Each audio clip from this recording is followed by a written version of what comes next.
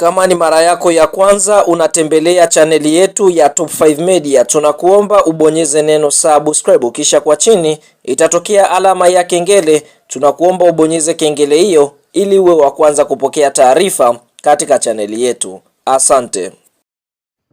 Habari kubwa ya kimichezo ambayo tunakwenda kuiangaza mezani siku ya leo ni kuhusiana na ule mchezo wa Sekafa Kagame Cup kwa mwaka 2026, ambapo mchezo huu ni mchezo wa mzunguko wa tatu wa kundi B kwa mwaka 2026 katika michuano ambayo inaelekea pale nchini Rwanda. Mchezo huu umeweza kukutanisha klabu ya soka ya Singida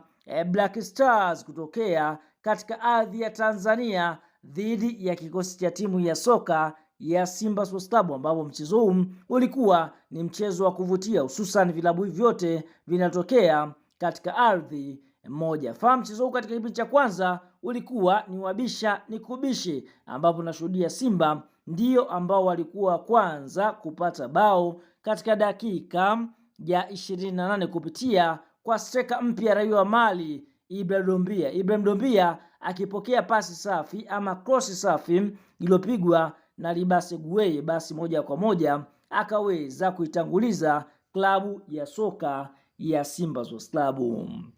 mpaka mwamuzi wakati anapuliza kipenga chake kwa sheria basi ni mapumziko. Basi mnyama Simba alikuwa kifua mbele kwa bao 1-0, ambapo Simba siku ya leo walidhamiria kufanya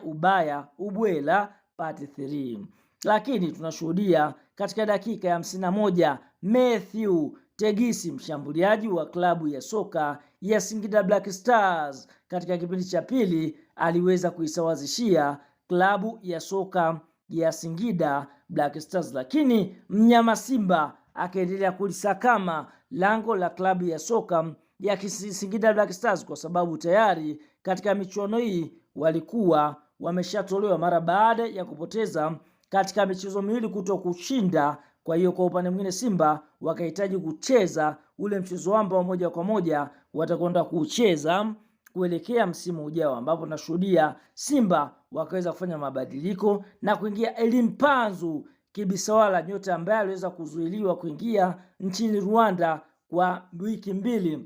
Hatimaye Elimpanzu ameweza kufanikiwa kuingia nchini Rwanda, na tunashuhudia katika dakika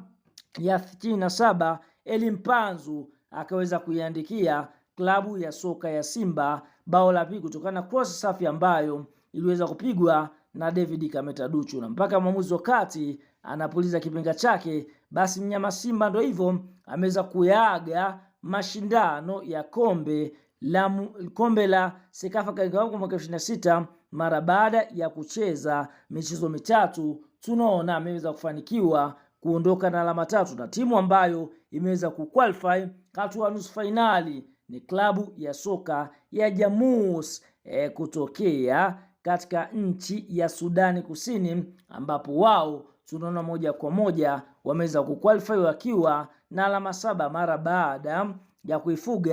kuifunga klabu ya soka ya Mogadishu City kutokea katika nchi ya Somalia. Kwa hivyo Simba wameaga michuano mikubwa ya Sekafa Kagame Cup, huku wakitarajiwa kwenda kujiandaa katika michuano mikubwa ya kombe la ligi kuu ya NBC